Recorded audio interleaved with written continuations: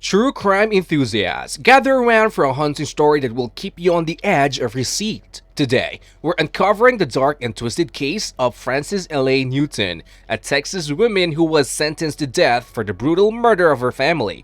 With a controversial trial, questionable evidence, and a heartbreaking outcome, this case has sparked debates and discussions among the true crime community. So, are you ready to delve into the mystery of Frances Elaine Newton?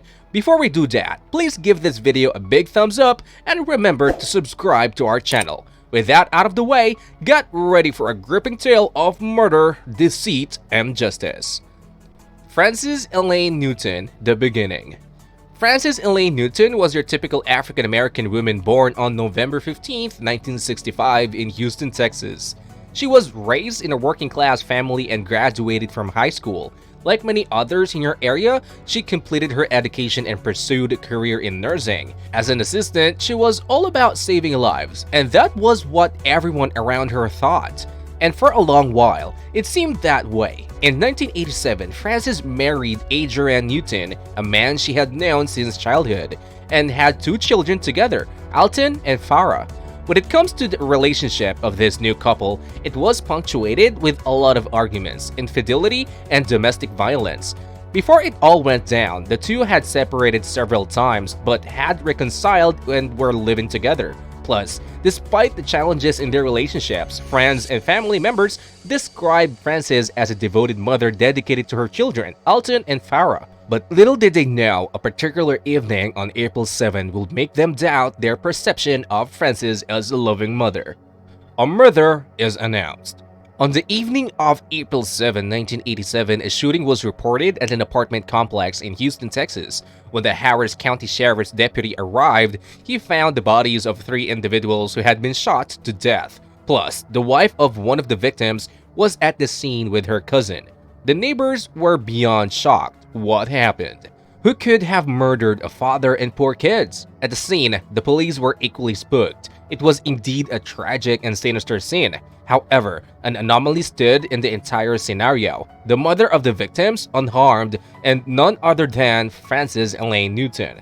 Upon questioning, Frances told the police she had been running errands and returned home to find her family dead. The police were suspicious. Their suspicion was further spiked when a detective discovered a blue bag which was retrieved from a car and left in an abandoned house. Above all, the car and the house were none other than Frances. Now, as a prime subject of evidence, the blue bag was brought to light and opened. In there, the homicide detective retrieved that was thought to be the murder weapon, a .25 automatic pistol. Without wasting time, the police further investigated and found forensic evidence, which suggested that Newton may have been involved in the shootings. A forensics expert for the state found nitrites consistent with gunpowder residue on the skirt that Newton wore on the day of the killings. This indicated that she may have shot a pistol from the lower front area of her dress.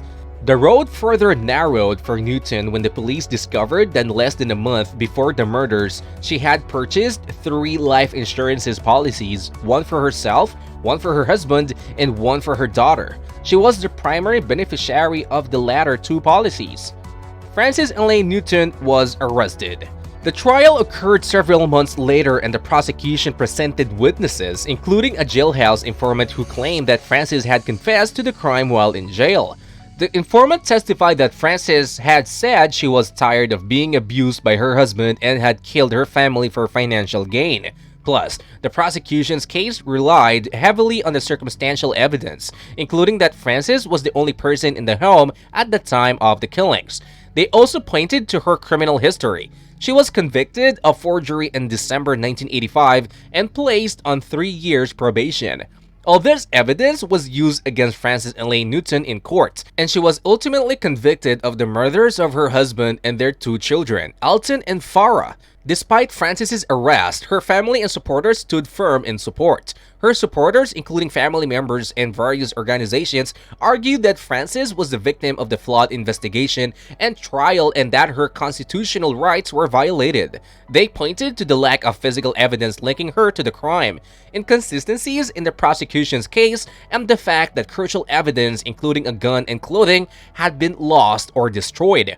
Over the years, Frances's case attracted significant attention due to the questions about the evidence used to convict her and allegations of racial discrimination and bias in the criminal justice system. However, despite claims of innocence and the lack of physical evidence linking her to the crime, she was convicted of the murders in 1988 and sentenced to death. Frances Elaine Newton is to be executed.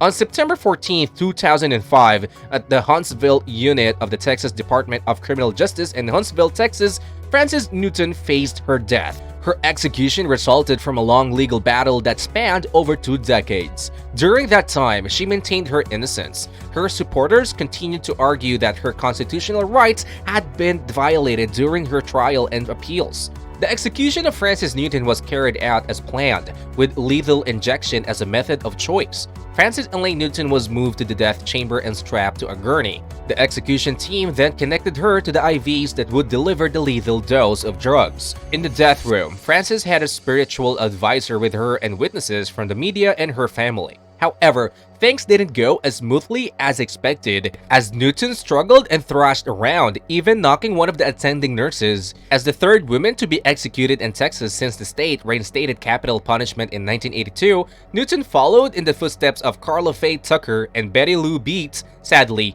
like Beets, Newton did not have any final words or a requested last meal. Despite this, the execution still attracted plenty of attention, with over 30 protesters from various organizations, including the Texas Death Penalty Abolition Movement, the National Black United Front, and the New Black Panther Party, gathering outside the prison. Meanwhile, around 75 people took to the streets to protest the execution in front of the governor's mansion in Austin. As the drugs started to flow, 40-year-old Frances Newton briefly turned her head to make eye contact to her family. She seemed to be trying to mouth something to her loved ones, but the effects of the drugs kicked in before she could. With a single cough and a gasp, her eyes closed and her mouth remained slightly opened. Just 8 minutes later at 6:17 p.m. CDT, she was declared dead. The reaction of her family was a mix of emotions. One of her sisters couldn't bear to watch, standing flat against the wall at the back of the death house with her arms raised and her head buried in her arms. Meanwhile, her parents held hands, and her mother wiped away a tear before walking to the back of the chamber to console their other daughter. It was a heart-wrenching scene, with family and loved ones left to grapple with the loss of a family member. As for the family of Frances's husband, Adrian, they claim that Frances never apologizes for what she had done. Therefore, justice wasn't served to them either. Final verdict. It is important to note that the evidence in the case of Frances Elaine Newton is still widely disputed, and her guilt has not been definitely established. In fact, many people believe that she was wrongly convicted and that her constitutional rights were violated during her trial and appeals. It is also worth noting that she maintained her innocence until her death. Given the disputed nature of the evidence and the allegations of misconduct and bias, it is impossible to definitely say why or how Frances Elaine Newton killed her husband and children. The prosecution's case was based on circumstantial evidence and testimony from witnesses. Still, the lack of physical evidence linking her to the crime, the inconsistencies in the prosecution's case, led to many question the validity of her conviction. Yet, Newton was executed as the first black woman in the United States and shocked everyone with the nature of her case. But what do you think? Was she the murderer? Or was she just an innocent woman victim of the unfair justice system? Let us know in the comments below.